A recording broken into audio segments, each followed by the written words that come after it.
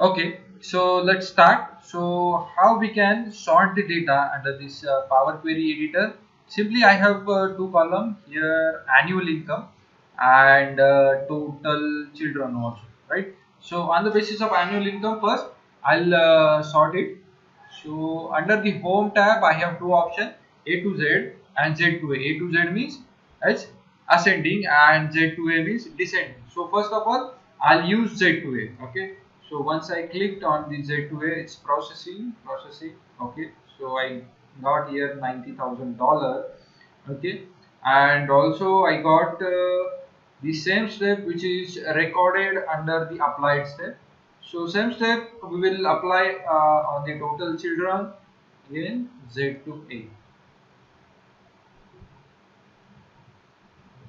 See, we sorted this two columns. So on the basis of first annual income and then next is the total children.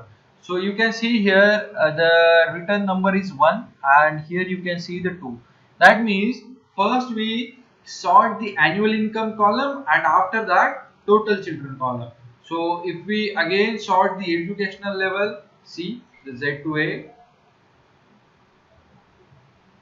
it will show you the third column. That means whenever you do the sorting in the table, it will column by, so it will record the first column, second column and third column.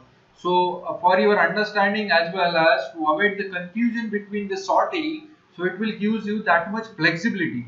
So we can say that this Power BI is very smart.